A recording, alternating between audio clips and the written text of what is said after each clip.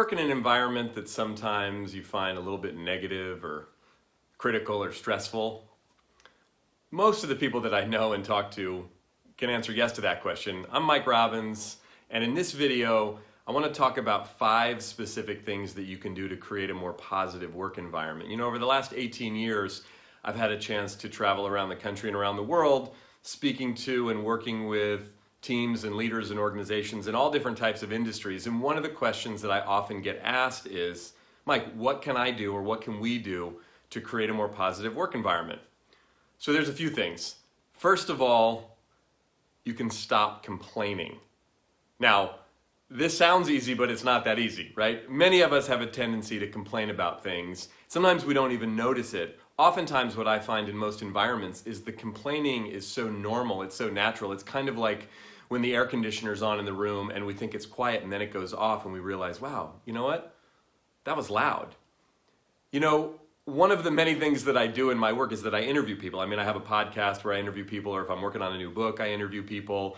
And I love interviewing people. I'm curious about people's journeys, about their lives, about their values, about their practices. And I love interviewing successful people and asking them some version of the question, what's the key to your success?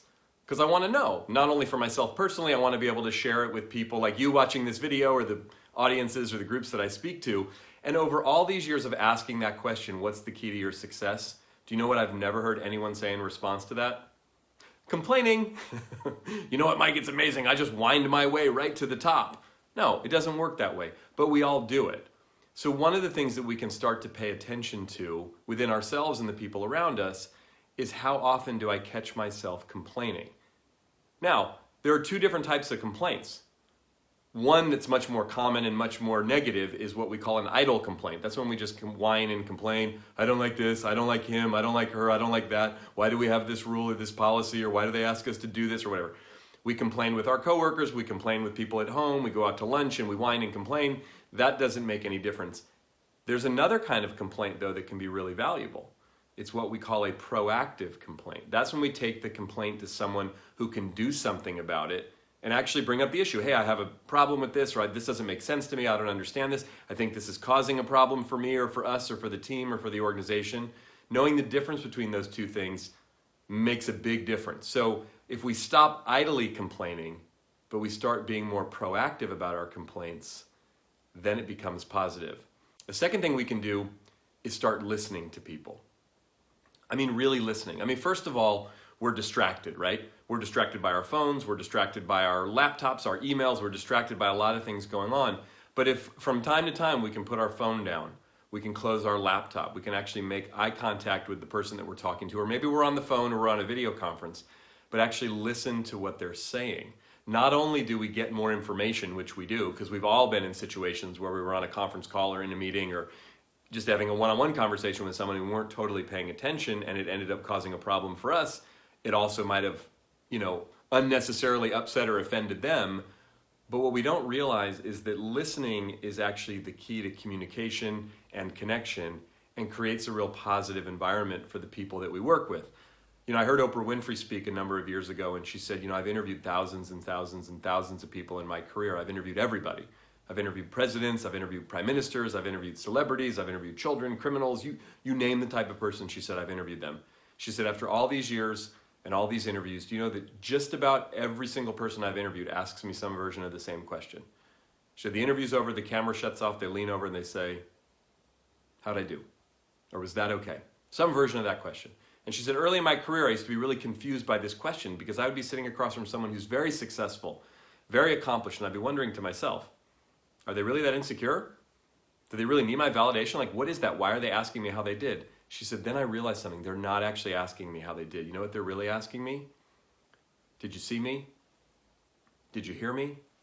Did what I say matter to you? She said, and I agree with her, everybody's asking those questions all the time. People want to be seen and heard and know that not just what they say, but who they are is valued. And when we listen to the people around us, we send that message to them that you matter, and that creates a more positive environment in which we can work. So that's the second thing. The third thing that we can do is stop gossiping. Now, again, like complaining, easier said than done. There's a lot of gossip that happens in our world. People talk about other people behind their backs. And right, even if we're not the ones gossiping, we often are open to or available for other people to gossip to us. And the thing about gossip, and I've seen this so many times over the years of working with teams, that gossip initially, if it gets, if it's isolated and there's just one or two people doing it, it can be kind of a problem, but it's kind of like a sort of benign tumor, if you will. It can be removed. You can get rid of that negative person or that gossiping person and move them out of the team, and that can make things okay. However, over time, if it's not addressed, that tumor can metastasize and literally take over the entire team and organization. And like cancer, can bring it down. Ultimately, kill off any of the positivity or the productivity simply by people gossiping. Now, the way that we deal with this is we have to be willing to have direct conversations with people. And we also have to be unavailable for people to gossip to us. Sometimes we even complain about other people who complain or gossip. But if we're not doing anything to actively stop that, we're actually participating in it. When I was younger, I used to work for the Park and Rec, and I would work with kids and coach teams and just be at the rec center, and sometimes they'd have sort of free play. And when they were playing with each other freely, sometimes the kids would chase each other. And sometimes it was fun, but sometimes some kids didn't want to be chased, or they'd get upset. They'd come right up to me and say, "Hey, Coach Mike, he's chasing me. And I'd say, "Okay, do you want to play chase?" And if they said no, I would say, "All right, then just stop running." And they would look at me like, "What are you talking about?" Because it seems like the person doing the chasing has all the power, when in reality, it's the person being chased. So if that kid stopped and said, "I don't want to do it, I want to play on the swings or play ball or sit on the ground or do whatever, I'm not going to play chase," then the person chasing had to go find someone else to chase. And if there was no one to chase, the game of chase ended. Gossip only happens when there's people who are available for the gossip. So we want to be mindful of our own gossiping, but also be mindful of not being available for other people's gossip. Right? So the first thing is to stop complaining. The second thing is to listen to people. The third thing is to stop gossiping and being available for gossip. The fourth thing that we can do is have fun together. Now, one of the things that I do with my clients is I come and speak at offsites, at retreats, at all hands meetings, at events. And oftentimes these events are somewhere outside of the office, somewhere, in a fun location, even at a hotel, or there's somewhere different. And it's important to take the team away and to spend some time together outside of the office. But what I find is that as valuable as some of these conferences and meetings and offsites can be, and all the content, and I'm there to speak, and some of the other leaders within the organization come and speak, or they're talking about different business related topics, and those conversations are really important. A lot of time, energy, resource gets put into putting together a meeting that has really valuable content. However, oftentimes the most important aspect of those meetings are the fun times that the group gets to have together. It's the drinks, it's the dinners, it's the karaoke in the bar, it's the team building event that makes everyone have to end up doing things with one another, laughing together, sharing some time, creating some memories, having fun with each other. And look, it's not all about offsites and meetings and retreats and things, although that can be something you can do, but just finding ways to have some fun. Going out to lunch, celebrating somebody's birthday, playing a little game, doing something in the midst of the work, in the midst of getting everything done. We got to really put some attention and energy into having some fun while we work. That creates a more positive environment. I've worked with teams and seen situations where someone is responsible for bringing some fun to a meeting, to an event, or for a particular week or month or whatever, and it kind of moves around as though like a different ambassador, if you will, of fun. Some people are just more naturally oriented that way. So if you have someone on your team, or maybe you're that person, bring the fun, bring the energy, bring the excitement. That creates a positive environment. And the fifth and final, probably most important thing that we can do to create a positive working environment is to appreciate people. Appreciate people, right? It's kind of like what Oprah said. Seeing people, hearing people, letting them know not just what they say, but who they are is valued. Appreciation, as you may have heard me talk about, I talk about this a lot in my books and in my work and in one of my TED Talks. There's a distinction that I make between recognition, which is about performance, and appreciation, which is about people. Recognition is about what people do or the results that we produce. Appreciation is more about who people are.